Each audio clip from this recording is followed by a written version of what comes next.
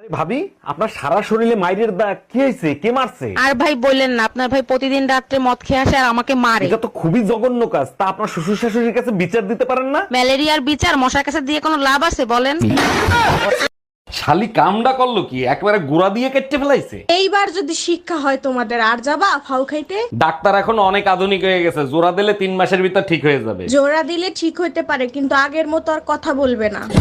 ও ভাবি, এখন কত করে দিচ্ছেন? অরুণ ভাই, শুধুমাত্র আপনার জন্য মাত্র 500 টাকায়। বলেন কি, এত সস্তা? আর ম্যাক্সি কত করে দিচ্ছেন?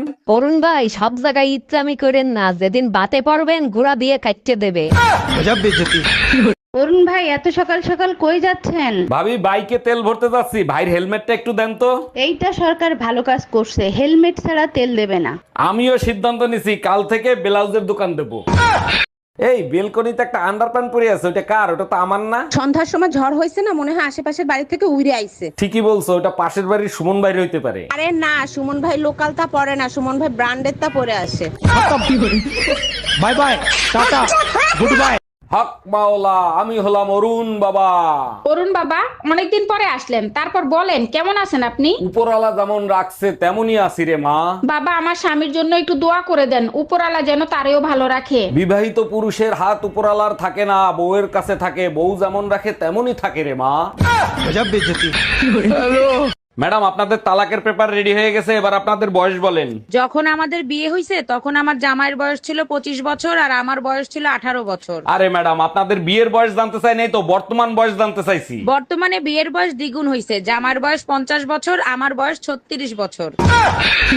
অনেকদিন তো ফোনে কথা বললাম, তোমার কি আমার সাথে দেখা করতে ইচ্ছে করে না? ইচ্ছে তো আমারও করে, যদি তোমার বউ টের পেয়ে যায়। আরে তোমারে তো বলাই হয় নাই, আমার বউ তো 3 বছর আগেই মারা গেছে। আমি মারা গেছি আর আমি জানি না? তুই আজকে বাসায় আয়, তোর খবর আছে। এই, কই গেছিলা তুমি? টুম্পা ভাবির কাছ থেকে 1 কাপ চিনি আনতে গেছিলাম। বাসায় বয়ম ভরা চিনি থাকে, তুমি পাশের বাসার ভাবির কাছ থেকে চিনি আনতে গেছো কেন? আমাদের ঘরের চিনি মিষ্টি কম, তাই ভাবির কাছে গেছিলাম। আজকে এমন পিটান পিটাবো, ঘরের লবণ তোমার কাছে চিনির মতো লাগবে। আচ্ছা ভাবি, আপনি আর আপনার শাশুড়ি যদি বাঘের সামনে পড়েন, তখন আপনি কি করবেন? শাশুড়িরে বাঘের সামনে ধাক্কা দিয়ে আমি পালিয়ে যাব। আপনার শাশুড়ির মৃত্যুর মুখে ফেলে আসবেন? আমার শাশুড়িকে তো চিনেন না, তার সুপা শুনলে বাঘের বংশ শুদ্ধ আত্মহত্যা করবে। এই, আমি বাইরে গেলাম, জরুরি একটা কাজ আছে। আর নন নাম্বারে ফোন, কে ফোন দিছে? লাউড স্পিকারে দাও। এই কই তুমি, তাড়াতাড়ি আসো, আমি কখন থেকে রেডি হয়ে বসে আছি। সরি ভাইয়া, ভুলে আপনার কাছে কল চলে গেছে, আমার স্বামী বাসায় আসছে। By bye, tata. আমি কোনো কথা শুনতে চাই না। লিটনের বউ যাচ্ছে, শাওনের বউ যাচ্ছে, পলাশ পণ্ডিতের বউ যাচ্ছে, আমার বউও যাবে। ঠিক কাজ করছো, এবার আমি যাবই। দেখ ভাই, তুই আমারে বুঝাইতে আসিস না, আমার বউ যাবে মানে যাবে। তুমি কারো কথা শুনবা না, এবার আমি যাবই। আমার বোন নাম লাগ টুম্পা। আচ্ছা বেবি, সবাই কোথায় যাচ্ছে আর আমি কোথায় যাব? পাগলা গারো দে বেবি। এই, এত সকাল সকাল দরজা নাড়াচ্ছে কে? ভাই, আমি দুধওয়ালি, দুধ নিয়ে আসছি, দুধ নিয়ে যান। দাঁড়ান, আসতেছি। তা কালকে দুধ দিয়ে যান নাই কেন? কালকে আমি অসুস্থ ছিলাম তো, তাই দিতে পারি নাই। শরীর খারাপ ছিল, ভালো কথা, গরুর দুধ দিতেন। কি ব্যাপার, তুমি খাইলা, তোমার ছেলে রেখা হইলা, আমার খাবার কোথায়? দেখো, আজকে থেকে তুমি আমার কাছে কিছু বলবা না, যা বলার তোমার মার কাছে বলো। হে প্রভু, এই বউ শাশুড়ির ঝামেলা কবে শেষ হবে? আচ্ছা, কি হয়েছে সেটা তো বলবা। তোমার মারে বলছিলাম ছেলেটারে একটু দেখেন, আমি একটু মার্কেটে যাচ্ছি। সে আমাকে বললো যার যা সন্তান সে এসে দেখো।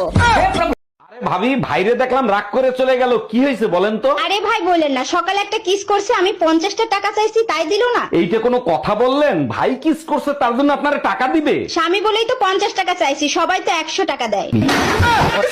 এই তোমারে কাঁচা আম আনতে বলছি আচার দিব বলে, তুমি পাকা আম আনছো কেন? কি উল্টো পুল্টো কথা বলতেছো? আমি তো কাঁচা আমি আনছি, পাকা আম আসবে কোত্থেকে? আমি কি মিথ্যা কথা বলতেছি? রান্নাঘরে গিয়ে দেখে আসো, সব আম পাকা। আম নিয়ে আসার সময় 2 মহিলা অটোতে ছিল, আমার মনে হয় ওই 2 মহিলার কথা শুনে আমগুলো পেকে গেছে।